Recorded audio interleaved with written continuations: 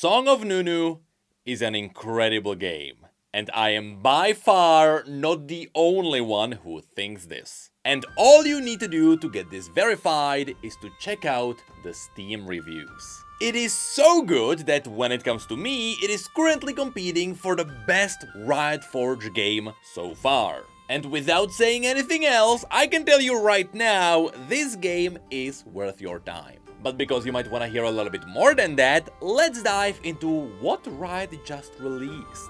Also, don't worry, everything I'm gonna show you in the background is from the very early stages, so there are not gonna be any big spoilers. And believe me, you don't wanna get spoiled on this game. You see, in the past, whenever Riot Forge released a game, it was always aimed at a little bit of a niche audience. We had Ruined King, which had turn-based combat, which is absolutely not for everyone, despite the overall game being excellent. We have Hextech Mayhem, which is really high quality, but it's still a rhythm game, which is also not for everyone. Then there was Mage Seeker with a stellar combat, but it was a retro pixel game. And you know there are people who just don't like pixels. And lastly, there was Convergence, which is just your good old classic 2D platformer, which again, technically also has its own niche audience. And because of this, none of these games really had the leverage to break out into the broader audience. And if you wanna stick to the Steam reviews as your metric, I would say that is the reason why literally every single one of Riot Forge's games is around the 80% positive rating on Steam. Because all of these are excellent games, but they are not for everyone.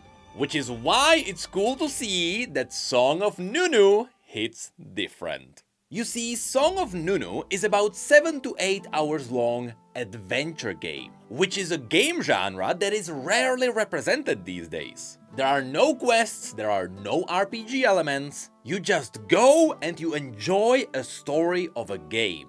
In fact, if you go through the reviews, you'll see that many people compare this one to a PS1 game. In many ways, it feels like a retro game if it was taken into the modern environment. Like, remember Croc? Of course you don't, you are too young. But I sure do, and let me tell you, these don't exist anymore. Though actually maybe they do with some twists and turns. But Song of Nunu is definitely one of the games that is bringing these back. And in fact, this game felt very special to me because it brought me back to the simpler times. As you'll see, in many ways, this game reminds me of that one game I played as a kid a lot. Like, far more than you would think.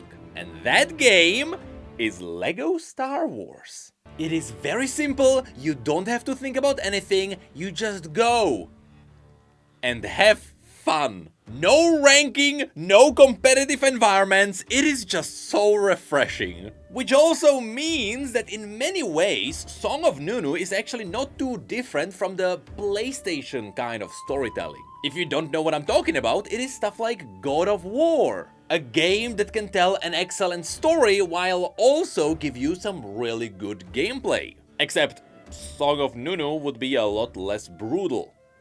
Okay, that is a lie, just wait till you see some of the finishers from Willem. Anyway, the point is, this game feels like it should be for everyone.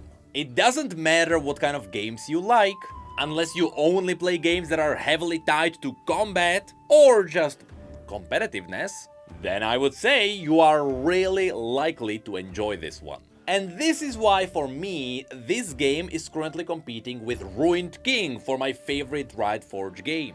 Because depending on what kind of a player you are, you will prefer one over the other. But that doesn't mean that one is better than the other. You simply can't compare what these two games are trying to present.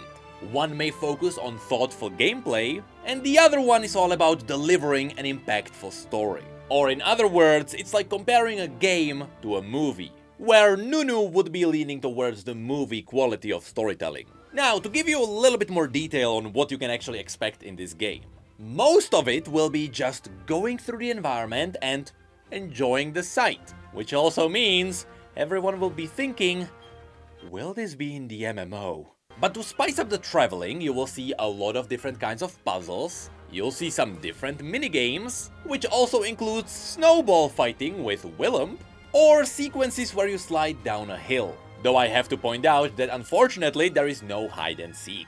To compensate for it though, be ready for some clever puzzles with Swellsonger, which is Nunu's flute.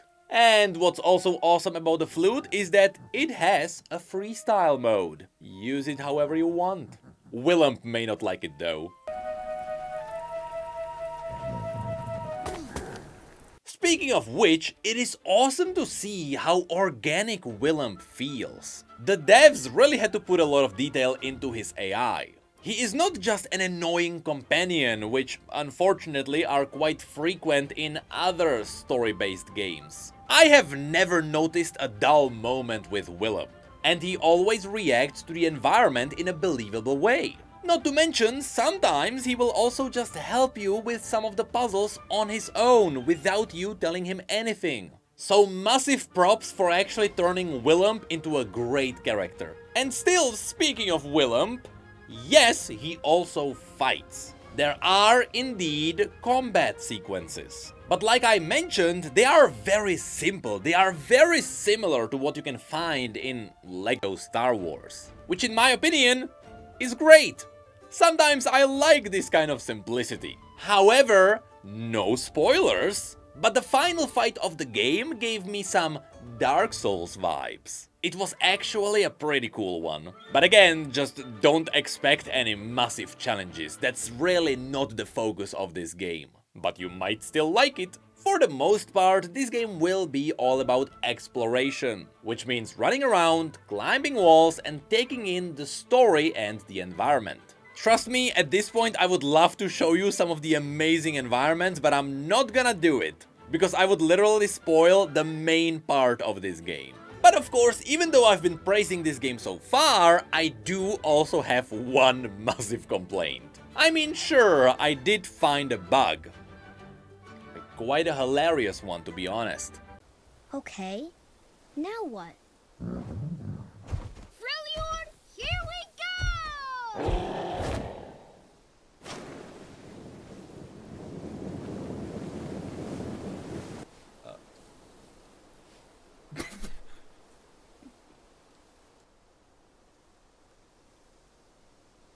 I'm gonna assume